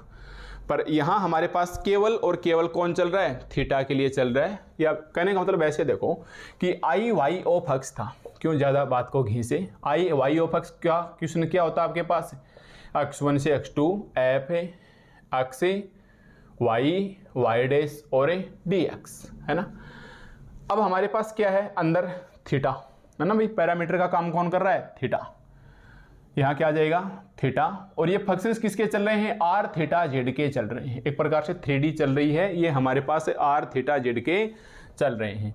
तो यहाँ हम लिखेंगे पैरामीटर हमारे पास है थीटा है, और इंटीग्रेशन से ये है फंक्शन से आर थीटा जेड का। ये फंक्शंस है हमारे पास से आर थीटा जेड का, लिमिट आ जाएगी एंगल थीटा 1 से लेके एंगल थीटा 2 और इनटू में डी थीटा, इनटू में डी थीटा। ठीक है, कंपैरिजन कर लो और हमारा एक फंक्शंस निकाल के ले आओ। ठीक है, सो हियर डायरेक्ट लिख देना, इतना कोई फर्क नहीं पड़ेगा यहाँ तक है। और ध्यान रखना भाई जेड डेस है वो थीटा का है, ये मैं बता चुका हूँ, और नहीं समझ में आया तो आप फिर से वीडियो को बैक करके देख लेना। ठीक है, एक बार तो चलो याद रह जाएगा, पर दोबारा पढ़ने बैठो तो मे भी पॉसिबल आप भूल जाओ, और भूलोगे अगर प्रैक्टिस नहीं करोगे तो भूलोगे भी, और साथ साथ प्रैक्टिस करोगे तो दोबारा पढ़ने बैठोगे तो 15-20 मिनट बाद सब कुछ पैटर्न है वो याद आ जाएगा। ठीक है, इसलिए हम किसी भी क्वेश्चंस की लैंग्वेज को तरोड़ते हैं या घुमा फिरा के नहीं लिखते, हर एक क्वेश्चंस की कोशिश करते हैं सिमिलर लैंग्वेज लिखी जाए ताकि आपकी एक हैबिचुअल सिचुएशंस बन जाए। ठीक है, तो कंपेयर करो, so here, so here, so here, क्या आ जाएगा भाई कंपेयर करें तो ये सिचुएशंस ये तो पता है फ्रैक्शनल है, फुल लेंथ है, ये तो हमें निकालनी है। एफ आर थीटा जेड कितना आ गया हमारे पास है, हमारे पास है फंक्शन से एफ आर थीटा जेड कितना आ गया है, तो ये आ गया है हमारे पास है रूट के अंदर आर स्क्वायर प्लस जेड डेस का होल स्क्वायर, रूट के अंदर आर स्क्वायर प्लस जेड डेस का होल स्क्वायर। डी थीटा नहीं लिखने की जरूरत ना, क्योंकि कंपेयर करेंगे तो डी थीटा से डी थीटा चला जाएगा। ठीक है, और मैं एक बात और बता दूं, अगर आप मान लो किसी और एग्जामिनर में या किसी कहीं और से वीडियोज़ वगैरह देख लेते हो या बुक्स में अगर आप देखते परेशान हो जाते हो, ये रेडियस है आर, बुक में ए भी लिखा हुआ है, तो ज़रूरी नहीं है आप यहाँ रेडियस आर लिखो, यहाँ ए लिखोगे, यहाँ आर की बजाय आप ए लिखोगे, पर संभावना ये बनती है ए लिखते वक्त अगर आपने गलती से इसका डिफ्रेंशिएशन कर दिया तो आप 0 कर दोगे, है ना, क्योंकि ए आपको कांस्टेंट जैसा लगेगा, इसलिए आप रेडियस को आर ही रहने देना, बुक वाले में भले ही ए लिखा हुआ हो। ठीक है, तो आपको ऐसी परेशान होने की जरूरत नहीं। भाई सडनली मान लो एग्जाम में ए दे दे, रेडियस आर दे दे, या फंक्शन लिख के दे दे ए थीटा जेड, तब आप फंस मत जाना।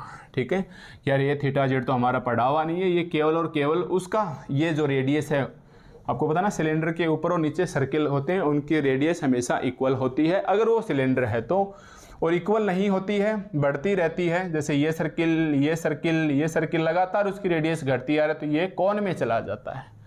तो यही फ़र्क होता है सिलेंडर में और कोन में, नीचे से सेम होते हैं ये दोनों, है ना भाई। शंकु शाम सुना है ना, तो बेलन के बाद जस्ट वहाँ बीएससी फर्स्ट ईयर में शंकु टॉपिक आया करता था, क्योंकि बेलन का ही एक पार्ट है कि अगर लगातार रेडियस घटती आए तो क्या होगा भाई, तो शंकु बन जाएगा और क्या होगा, समझ रहे हो ना। लगातार रेडियस घटती है, मान लो पहले 5 थी, फिर 4 बन गई, फिर 3 बन गई, फिर 2 बन गई, फिर 1 बन गई, फिर 0 हो गई, 0 हो गई तो लो जी ये तो शंकु है अपना, है ना। तो ये हमने कंपेयर कर लिया, अब आपको पास कंपेयर कर लिया, अब कोई दिक्कत नहीं है, अब यहाँ तक सिचुएशन है, अब पुराने वाले मेथड से हो जाएगा। तो आप लिख लो सो हियर, अब आप इसे एफ के बराबर भी मान लो, 3 बराबर के साइन लगा दो और इसे मान लो आप इक्वेशन नंबर 1। तो जैसे तैसे कैसे भी करके हम यहाँ तक आ गए हैं। अब हमारे पास बिल्कुल पुराना, तो ज़्यादा टाइम ना लेते हुए लिखिए, कौन सी इक्वेशंस लगाओगे भाई, यूजिंग आयलर लांगराज, है ना भाई, Euler Lagrange differential equation for an extremal is given by, for an extremal is given by, किस प्रकार से दी जाती है। तो पहले तो ऐसे दी जाती थी, D by D X del F by del Y dash, del F by del Y dash minus del F by del Y is equal to 0।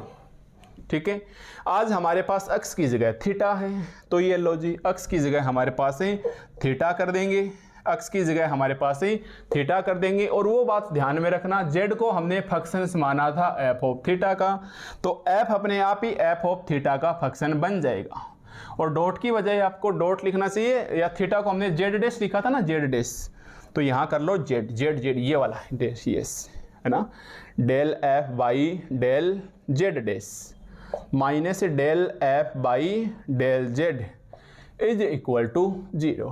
ठीक है, ऐसे मत लेना अरे सर हम तो कंपेयर करेंगे एक्स वाई जेड से, यहाँ तो हमारा वाई था, मैं तो थीटा लिखूंगा। ध्यान देना, थीटा हमारे पास ये पहले ही आ चुका है, तो थीटा के बाद वाला ले लो आप जेड, है ना, ये तो एक कांस्टेंट बन गया ना, तो वेरिएबल तो रहे ही नहीं। अरे भाई आर यहाँ हमारे पास है कांस्टेंट है, कितनी भी हो, 5 सेंटीमीटर का रेडियस होगा सिलेंडर में, 10 का कितने का भी होगा तो ये तो फिक्स रहेगा ना। फिर हम इसको घुमा सकते हैं। अरे हमने मान लो एक सिलेंडर ले लिया, सोचो आप ये बात को, फील करो आपको, मान लो आपने एक सिलेंडर ले लिया ऐसे, ठीक है, रेडियस है इसकी 5 मीटर, ये तो बाल्टी बन गई भाई, ये तो ये लो, है ना। अब ये सिलेंडर बन गया हमारे पास है, अब इसकी रेडियस फिक्स है, अब इसकी रेडियस ही फिक्स है। अब मैंने इसको ऐसे तिरछा कर दिया, अब मैंने इसको ऐसे थोड़ा सा धक्का दे दिया ऐसे, है ना। अब ये थीटा चेंज हुआ कि नहीं, यहाँ 90 डिग्री था और यहाँ हमारे पास थीटा चेंज हो गया, तो थीटा क्या बन गया, वेरिएबल बन गया। पहले ये जेड एक्सिस के ऊपर था, एक्सिस भी चेंज हो गई, तो ये वेरिएबल पर आर फिक्स है। तो यहाँ ये बहुत ही शानदार चीज़ है, पर आगे चल के एग्जाम में है, फर्स्ट ग्रेड जैसी नेट ग्रेड में आपके लिए एक बार, इसीलिए मैंने हाइड कर दिया इस बात को। तो ये कांस्टेंट है, variable actually theta and Z है, तो पहले थीटा ले लिया फिर हमने जेड ले लिया। थीटा बाहर क्यों लिया, क्योंकि आपको पता है हमने ऐसे लिखा था ना, Z is equal to F of theta, या थीटा पैरामीटर था तो बाहर ले लिया, बची हुई जेड को हमें इधर ले आए, ठीक है। और आई होप यहाँ तक आपको किसी भी प्रकार की दिक्कतें नहीं आई होगी, ठीक है। अब आगे आप अपनी वैल्यूज वगैरह को अच्छे से रख सकते हैं। तो चलिए रखिए जल्दी जल्दी वैल्यू और बढ़िए हमारे पास आंसर्स की ओर। टाइम अपने को लग रहा है बट अपने को प्लस पॉइंट भी मिल रहा है ना, फायदा है कि नहीं। चलो नाउ फ्रॉम 1, अब जल्दी जल्दी लो भाई। नाउ फ्रॉम इक्वेशंस 1, इक्वेशन 1 में पहले तो आप निकालिए del F by del Z dash, del Z dash मतलब पार्शियल डेरिवेटिव्स करना है किसके रिस्पेक्ट में, जेड डैश के रिस्पेक्ट में। इसका मतलब आर और थीटा कांस्टेंट, तो रूट का कितना होता है भाई 1/2 root R square plus Z dash का होल स्क्वायर, और आर कांस्टेंट है 0 हो जाएगा, जेड डैश का होल स्क्वायर उसका बन जाएगा 2 जेड डैश, ठीक है। एक तो आपको ये निकालना है, एक आप निकालिए del F by del Z and del F by del Z, Z का मतलब जेड के रिस्पेक्ट में निकालिए, बाकी आर और थीटा को आप भूल जाइए, कांस्टेंट मानिए। तो आर कांस्टेंट है, जेड डैश भी कांस्टेंट है, जेड डैश भी कांस्टेंट है। तो मैं आपको यहाँ भूल सुधार चाहूँगा भाई, ये आर थीटा जेड नहीं, आप इसे थीटा जेड जेड डैश कीजिए, सॉरी भाई थीटा जेड जेड डैश कीजिए, पीछे तक चेंज करते हुए लाइए भाई, क्योंकि आर तो हमारे पास कांस्टेंट है, जबकि फंक्शंस में तो ये वेरिएबल लिखे जाते हैं। और मैंने स्टार्टिंग का आपने लेक्चर पढ़ा होगा, मैंने वहाँ बताया था कि ये जो एफ है ये हमारे पास वेरिएबल क्वांटिटीज देगा, मतलब वहाँ मैंने आपको बोल के बताया था कि जो फंक्शनल होता है वो हमारे पास वेरिएबल क्वांटिटीज होगा। तो सॉरी प्लीज़ आप पीछे से सुधारिए, आर को गायब कीजिए, क्योंकि वो तो हमने 3D वाले कोऑर्डिनेट ही लिख दिए थे, आर थीटा जेड, है ना।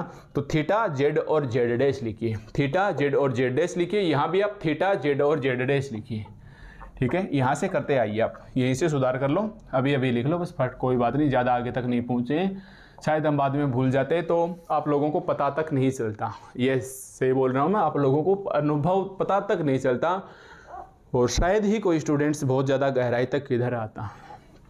चलो टाइम पे याद आ गया, अच्छा है, क्योंकि हमने देखा ना। अब देखो पहले किसके रिस्पेक्ट में करना पड़ेगा, जेड डैश के रिस्पेक्ट में करना पड़ेगा। तो जेड डैश के रिस्पेक्ट में किया तो जेड डैश का तो हो जाएगा, बाकी कांस्टेंट। अब जेड के रिस्पेक्ट में करेंगे तो ना तो यहाँ जेड है, आर भी कांस्टेंट, जेड डैश भी कांस्टेंट है, तो ये हमारे पास 0 बन गया है, तो ये हमारे पास ही 0 बन गया है, ठीक है। तो चलो वैल्यू रख दो। सो फ्रॉम इक्वेशन से, इसको आप मान लो इक्वेशन से 1, ये आ गई इक्वेशन 2, ये आ गई इक्वेशन 3। सो फ्रॉम 2 and 3 कैसे भी लिख दो, लैंग्वेज में क्या लग रहा है, from 2 and 3 we see that, 2 and 3 we see that. तो ये क्या आ जाएगा भाई हमारे पास, डी बाई डी थीटा। ये कितना आ जाएगा, इसको रखिए, 2 से 2 काट दीजिएगा, ये बचा जेड डैश, और ये बचा हमारे पास रूट के अंदर R square plus Z dash का होल स्क्वायर। ध्यान रख लेना भाई, मेरा जेड डैश और 2 तीनों एक जैसे ही हैं, तो ये जेड डैश का होल स्क्वायर है साथ साथ में, इसीलिए बोल रहा हूँ। ये क्या आ गया, 0 आ गया, बराबर में 0। तो डी थीटा को आप इधर भेज के इसका इंटीग्रेशन कर लीजिए और हमारे पास आंसर से आ जाएगा, ठीक है। तो यहाँ थीटा जेड जेड डैश कीजिएगा। सॉरी पीछे की गलती के लिए हो जाता है ऐसा कभी कभार, लगातार लेक्चर्स बनने की वजह से छोटा मोटा डिस्प्यूट हो सकता है, पर मैं बता रहा हूँ आपको पता तक नहीं चलता। शायद यहाँ अगर आप ध्यान देते तो आपको लग सकता है कि कुछ होता, पर अब सही है, कोई दिक्कत नहीं है, इसमें किसी भी प्रकार की जालसाजी नहीं है, ठीक है भाई। ये जेड डैश ये इधर ले जाओ, ये इधर ले जाओ, ये जेड डैश अपॉन, अब तो कोई दिक्कत नहीं है ना, आगे तो हो ही जाएगा, नहीं भी बताऊं तो फिर भी बता देते हैं, इतना ही टाइम लिया है आपका तो हम और ले सकते हैं टाइम, ठीक है। डी थीटा को इधर ले गए, इंटीग्रेशंस कर दिया, इंटीग्रेशंस किया, इसका जेड हट गया तो ये बचा जेड डैश, ये बचा आर स्क्वायर, ये बचा जेड डैश का होल स्क्वायर, इसका कितना बचेगा 0 प्लस कांस्टेंट, कांस्टेंट को आप सी मान लीजिएगा, कांस्टेंट को आप सी मान लीजिएगा। अभी देखते जाना, इसमें बहुत ज़्यादा ट्विस्ट है इस क्वेश्चन में भी, छोटी छोटी चीज़ें इसमें बहुत सीखने को मिले, और बुक में देखते तो फटाफट पूरी हो जाती है ना। तो ऐसा नहीं है, बुक वाले की भावना समझिए, वो मान के चलता है कि आप इस लेवल तक आए हैं तो आपके प्रीवियस क्लासेस में आपने वहाँ सीखा होगा। तो अगर आप सिलसिलेवार तरीके से बीएससी फर्स्ट ईयर से लेके बीएससी फाइनल तक की बुक देखोगे तो हर एक बुक में पर्टिकुलर हर चीज़ का डिस्कस किया हुआ, वो लेवल के हिसाब से डिवाइड करता हुआ आता है। अब इसको इधर ले जाइए, स्क्वायर कर दूं क्या साथ साथ ही, देखो इसका होल स्क्वायर किया, बराबर में इसका होल स्क्वायर हो गया, नीचे इसका रूट हट जाएगा, इसको मैं राइट साइड में ले आया तो ये आर स्क्वायर और ये जेड डैश का होल स्क्वायर, ठीक है। अपने को क्या चाहिए, जेड डैश चाहिए है, तो मैं इसको एक तरफ ले आता हूँ, तो ये देखो 1 जेड डैश का होल स्क्वायर से ये माइनस का C square Z dash square, 1 minus का सी स्क्वायर, और दोनों को एक साथ कॉमन ले लेता हूँ तो जेड डैश का होल स्क्वायर, और ये बच गया सी स्क्वायर आर स्क्वायर, अरे ये इसके साथ भी इसके साथ भी, इसको इधर ले आया तो जेड डैश का होल स्क्वायर हमारे पास आ गया C square R square upon 1 minus C square, 1 minus C square, ठीक है। और ज़्यादा अपन लेंगे, और ज़्यादा अपन लेंगे, रूट लगा लो दोनों साइड में, तो ये C R upon root 1 minus C square, और इसको आप एक इक्वेशंस नंबर नाम दो भाई 4 लिख देना, सी नॉट इज इक्वल टू 1। पहले तो ये लिखना कि कांस्टेंट 1 नहीं होना चाहिए। अब आप बोलोगे ये कौन सी बात हुई, कांस्टेंट ही है तो कुछ भी ले सकते हैं, तो 1 भी लेंगे, वेट कीजिएगा इस बात का, एक बार मान के चलिए 1 नहीं लेंगे, क्योंकि 1 लेंगे तो यहाँ से हमारी सिचुएशंस बिगड़ सकती है, ठीक है। बट हाँ जवाब है इसका सी को 1 भी लेंगे, और इस क्वेश्चन में जो लिखा गया है उसका भी हिसाब करेंगे, है ना, क्योंकि इसमें लिखा गया है तो हर एक चीज़ का हमें पता होना चाहिए।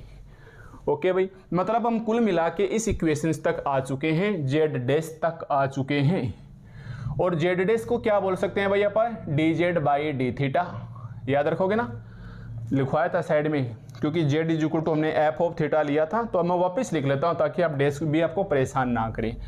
ये आ गया हमारे पास है सी आर अपॉन, ये आ गया है हमारे पास है C R upon root 1 minus C square, root 1 minus C square, ये इक्वेशंस नंबर 4 आ गई। आप लिख लेना भाई, यहाँ आके हमारे पास 2 केसेस बनते हैं, चलो लिख ही देते हैं। केस फर्स्ट हम लेंगे C not is equal to 1, हो सकता है बाद में आप भूल जाओ, केस फर्स्ट लेंगे C not is equal to 1, then from equations 4, ठीक है, क्योंकि कांस्टेंट 1 आएगा और लेना भी है, पर एक बार मान के चलेंगे इसका आंसर 1 नहीं है तो क्या होगा, देन फ्रॉम इक्वेशंस 4। अब देखिए हमारे पास ये C है और R है, कांस्टेंट ही कांस्टेंट है कि नहीं, आप तो ये बताइए मेरे को। देखो अगर आपने अच्छे से इसे फील किया है पूरे क्वेश्चंस को, तो मैं बोल सकता हूँ क्या ये हमारे पास एक कांस्टेंट पार्ट है, क्योंकि एक तो R है, और R है तो सिलेंडर की फिक्स है, R है तो हमारे पास कितनी भी हो वो फिक्स है, तो ये कांस्टेंट, और C हमने माना ही कांस्टेंट है तो ये आएगा ही कांस्टेंट है। तो इस पूरे कांस्टेंट को आप कुछ भी एक नया नाम दे दो, और मैं एक बार मान लेता हूँ आपकी बुक के अकॉर्डिंग स्मॉल के, ठीक है भाई, हमने मानना small K, where small K is equal to C R upon 1 minus C square, समझ गए ना। अगर ये वेरिएबल होता तो हम नहीं मान सकते थे, आर छोड़ना पड़ता, बट हमें पता है सिलेंडर में हमारे पास कितनी भी साइज का बड़ा सिलेंडर ले लो, आर कांस्टेंट ही रहेगी, ठीक है। ये बहुत इंटरेस्टिंग स्टोरी है सिलेंडर की, कि आर थीटा जेड के अंदर कभी पता भी नहीं चलेगा अगर आपने अच्छे से नहीं सीखा होगा, तो ये कांस्टेंट होता है और ये वेरिएबल का काम करते हैं, और वेरिएबल यानी चर का काम करते हैं, और अवकलन या समाकलन हमेशा थीटा और जेड के सापेक्ष होता है, कभी भी आर के सापेक्ष नहीं हुआ है, ठीक है, ये हमारे पास अपने आप में देखो, पर ध्यान देना राइट सर्कुलर सिलेंडर के लिए ये डिस्कस है। और सिलेंडर तो चाहे कैसा भी हो, बस घूम के राइट सर्कुलर, थीटा बदल जाएगा तो राइट हट जाएगा, थीटा 90 डिग्री तो राइट ही आ जाएगा। अब इसे सोल्व कर लो। इसमें क्या रखा है, कांस्टेंट है ना ये, है ना, अरे के क्या है, कांस्टेंट है, क्योंकि पूरा का पूरा ये कांस्टेंट ही है। डी थीटा इधर ले आइए, फिर इंटीग्रेशंस कर दीजिए, कांस्टेंट है बाहर ले लीजिए, ये जेड और ये के थीटा प्लस फिर से कोई ना कोई कांस्टेंट आएगा, उसको हमने मान लिया C1, पहले हमने C लिया था, अब हमने मान लिया C1। अब देखिए हमारे पास पर्टिकुलर कोई भी वो नहीं है, क्या नहीं है भाई, कोई भी इसकी लिमिट नहीं है। जो हमने बिंदु दिया है θ1 से θ0 तक का, देखो ध्यान दीजिए, हमारे पास लिमिट होनी चाहिए थी क्वेश्चंस के अंदर, और लिमिट हमें पता थीटा की चल रही थी, क्योंकि डी थीटा के रिस्पेक्ट में हो रहा था, तो हमने θ1 से θ2 लिया। ठीक है, तो हम बोलेंगे at initial positions, initial position का मतलब समझते हो ना, प्रारंभ में, है ना, स्टार्टिंग के शुरुआत में theta is equal to 0, theta is equal to 0। ठीक है, तो हमारे पास क्या आ गया, एंड और मान लिया उस वक्त ये जो जेड है, उस वक्त ये जो जेड है, इसको आप कोई भी एक नया नाम दे दो कि उस वक्त जब हम थीटा बराबर 0 मानेंगे तब ये हमारे पास जेड नोट के बराबर आएगा, तब हमारे पास जेड नोट के बराबर आएगा, या ज़्यादा और ज़्यादा स्टाइल वो लिखना चाहो कंप्लीटली तो जेड ऑफ थीटा वो हमने जेड नोट के बराबर आएगा, और ऐसा हमने मान लिया है। ठीक है, तो हम लिखेंगे लेट एट इनिशियल पोजीशंस, पहले लेट और लगा देना ताकि आप कोई भी ऐसे ऑब्जेक्शन नहीं उठा सको कि सर ऐसे क्यों लिख लिया, तो ये हमारा माना हुआ है। तो रखिए, इस जेड की जगह क्या रखेंगे, जेड नोट, थीटा की जगह क्या है, 0 है, C1, तो मतलब C1 क्या आ गया है, 0 आ गया है, C1 हमारे पास क्या आ गया है, 0 रख दीजिए, C1 बराबर 0। Hence from equations 5, hence from equations 5, hence from equations 5 रख दो, C1 बराबर 0, तो Z इज इक्वल टू कितना आ गया हमारे पास ही, सॉरी ये 0 होगा तो C1 जेड नोट आएगा, ये है ना, ये 0 हो गया, पूरा मल्टीप्लाई हो, ये 0 C1 जेड नोट हो गया, है ना, 0 तो हमने माना ही नहीं, और 0 मान भी कैसे सकते हैं, वेरिएबल का काम जो कर रहा है ना।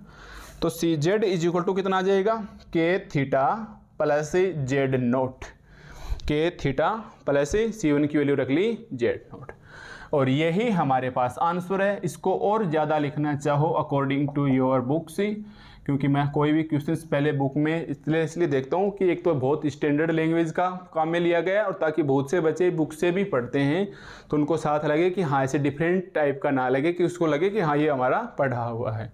तो ये हमारे पास एक इक्वेशंस आ गया, और यही इक्वेशंस हमारे पास से आंसर से होगा, किसका होगा, हेलिक्स का। ठीक है भाई, ये जो आंसर्स होगा ये हमारे पास से हेलिक्स का इक्वेशंस होगा। इसको मैं नाम दे देता हूँ इक्वेशंस नंबर 6। ठीक है भाई, Z minus Z not is equal to K into theta, Z minus Z not K into theta. Equation 6 is curve of helix, ऐसे लिख दो एक बार, equation 6 is curve of helix, equation 6 is curve of helix. एक shortest distance भी type में है, shortest distance भी है राइट सर्कुलर में, और ये हमारे पास हेलिक्स से कहलाएगा। ठीक है भाई, वेयर आप लिख सकते हो, वेयर और ज़्यादा डिटेल्स में जाएंगे तो लिखना पड़ेगा where K is equal to CR upon 1 minus C²। देखो फिर भी C तो रहेगा ही रहेगा, पर मान लो कोई बोलना चाहिए कि आप रेडियस को कहाँ इसमें एडजस्ट करोगे। अरे भाई आपको बोल दिया कि हेलिक्स का इक्वेशन आप इसमें रेडियस कहाँ एडजस्ट करोगे, तो बोल देना कि ये जो कॉन्स्टेंट चल रहा है where K is equal to constant, where लिख देना, where K is equal to CR upon 1 minus C² is equal to constant. तो ये हमारे पास हेलिक्स की इक्वेशंस आ गई है, और मैं चाहता तो यही बोल देता हाँ ये हेलिक्स है, ये जनरेटर, और ऐसे करके हो गया ऐसे, तो ऐसे कभी नहीं होता है।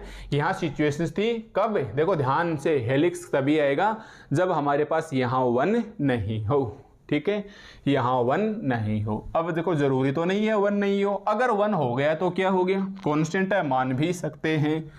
तो लिखो case second, case second. Case second क्या कहता है, अगर आपके पास C1 है तो, अब 1 है तो आपसे कुछ तो ऐसे कर देंगे, अरे ये 1 हुआ, ये डी जेड बटा डी थीटा किसी भी संख्या में भाग देते हैं, इन्फिनिटी हुआ, तो रुक जाना, आराम से चलना है अपने को, ठीक है। यहाँ से भी हम कुछ ना कुछ लेके ही आएंगे, खोएंगे नहीं। तो ऐसे नहीं है कि अचानक से C = 1 देखा, अरे तो इन्फिनिटी आ गया, क्या हो गया क्या हो गया, ऐसा कुछ भी नहीं हुआ। C = 1 रखेंगे, देन फ्रॉम इक्वेशंस 4 रखिए C = 1, कितना बचेगा, dz upon D theta is equal to 1 × r upon नीचे 0 आ जाएगा क्या, तो C की जगह 1 रखेंगे तो 0 आ जाएगा क्या, भाग देना जरूरी थोड़ी है इन्फिनिटी बन जाए, उल्ट दो इनको, ये लो, ये पलटो इनको, ये लो, हो गया ना, बस क्या हो गया, इसको इधर भेज दो, ये लो जी, 0 × dz इंटीग्रेशंस कर दो, इसका थीटा बन जाएगा और ये 0 बन जाएगा, फिर कोई ना कोई कांस्टेंट आ जाएगा। अब इसको पूरा नाम ही लिख दो कांस्टेंट, मतलब थीटा = हमारे पास क्या आ गया, कांस्टेंट। और सोचो अगर थीटा भी फिक्स आ गया, सोचिए एक बार, थीटा भी फिक्स आ गया तो वो एक प्रकार से ऐसे था नहीं, ये हमारे पास है सिलेंडर से, ये थीटा भी अगर फिक्स आ गया तो पूरी ही क्या बन गई, एक लाइन, क्योंकि ना तो रेडियस चेंज होगी, देखिए ध्यान से देखिए, ना तो आर चेंज होगी, आर कांस्टेंट है, एंगल भी कांस्टेंट हो गया, बचा कौन, आर भी नहीं बदल रही है, थीटा भी नहीं बदल रहा है, जेड बदल रही है। तो इस सिलेंडर को ले जाते जाओ किसी एक डायरेक्शन के अंदर, क्योंकि आर फिक्स है, थीटा फिक्स है, तो एक ही डायरेक्शन में लेते हुए जाएंगे। देखो इसके पीछे अगर आप कभी सीखा होगा तो आपने बहुत ध्यान से देखा होगा, जनरेटर ऐसे होता है, जैसे मान लो एक बार मैं ऐसे लिख रहा हूँ ऐसे, ठीक है ना, ये सिलेंडर है हमारे पास है, ये लो, ये थीटा फिक्स हो गया और ये इसकी आर फिक्स हो गई, ये दोनों ही फिक्स हैं, और मैंने मान लिया ये जेड एक्सिस है, एक बार ऐसे समझाने की वजह से। अब आप इसे ले जाओ आगे की ओर, क्योंकि थीटा नहीं बदलेगा, आर नहीं बदलेगा, किसी टाइम ये हमारे पास सिलेंडर इधर आ जाएगा, किसी टाइम ये हमारे पास सिलेंडर इधर आ जाएगा, ऐसे चलता जाएगा, ऐसे शेप सी छोड़ता हुआ जाएगा, ऐसे इतनी ही ऊपर से और इतनी ही ऐसे नीचे से, है ना। अगर आपने कभी BSc फर्स्ट ईयर में पढ़ने का अच्छा मौका मिला हो टीचर से तो बताया होगा, ऐसे चलता जाएगा, मोशन के मूव करता जाएगा ऐसे। अब ये इनको लाइनों को मिलाओ, ये जो लाइन है एक नई लाइन ने जन्म ले लिया, जैसे जैसे क्यों, आर फिक्स है, थीटा फिक्स है, एक डायरेक्शन बची जेड, तो मोशन होगा तो कहाँ चलता जाएगा, एक डायरेक्शन में, और एक लाइन छोड़ता हुआ जाएगा, यही जनक रेखा या जनरेटर कहलाता है। बस यही समझाना चाह रहा था। थीटा = कांस्टेंट, इसे आप नाम दे देना इक्वेशन नंबर 7, और यही हमारे पास क्या कहलाता है, विच विल करस्पॉन्ड, लिखना इसके नीचे आप, ठीक है। तो ध्यान रखना, इन्फिनिटी जब भी आप मैथ में ऐसे हमेशा याद रखना, जब मैथ में इन्फिनिटी बनता हुआ दिखाई दे रहा ना, आप उल्टा कर दिए इधर से, nominator change in dominator, denominator change in nominator, या अंश को हर में भगा दो हर को अंश में, है ना। तो लो हो गया। अब इसके अंदर थोड़ी सी स्टैंडर्ड लैंग्वेज लिख लो कि थीटा = कांस्टेंट आ गए हैं हमारे पास ही, उस वक्त ये हमारे पास क्या दे देगा, जनरेटर लाइन दे देगा, ठीक है। ये हमारे पास क्या देगा, देन थीटा = कांस्टेंट, तो आप लिख देना कि if C = 1 then theta = constant, ये क्या बताएगा, विच विल बी करस्पॉन्डिंग, ये हमारे पास क्या बताएगा, करस्पॉन्डिंग टू जनरेटर, ये क्या बताएगा भाई, जनरेटर। कौन सा जनरेटर, अपने घर वाला नहीं, फॉर सिलेंडर के लिए, वो जनरेटर नहीं जो अपन ब्याह शादी वगैरह में देखते हैं, यहाँ सिलेंडर के लिए, ठीक है।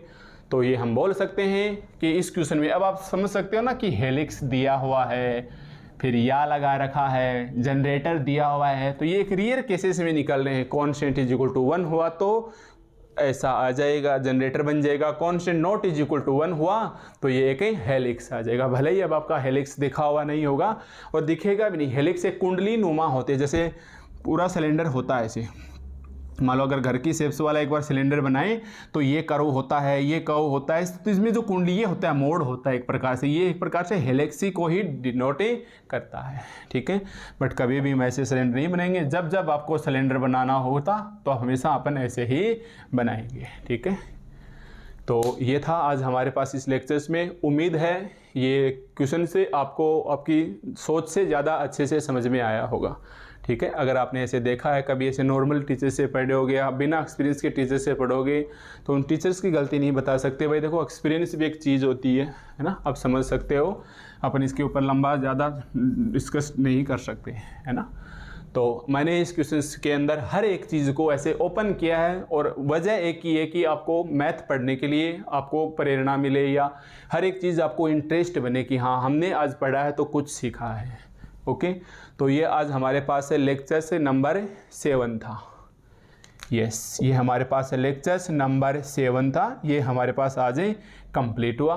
तो अधिकांश लिमिट यूनिट है, 70% तक यूनिट है वो कंप्लीट हो चुकी है। अभी कुछ क्वेश्चंस और बचे हैं, तो आप आगे के लेक्चर्स 8, 9 और 10 बनता है कि नहीं बनता वो तो हम देखेंगे, पर आगे के 2-3 लेक्चर्स और ज़रूर देख के जाइएगा। ठीक है भाई, तो अब हम आपको मिलते हैं नेक्स्ट लेक्चर नंबर 8 के अंदर।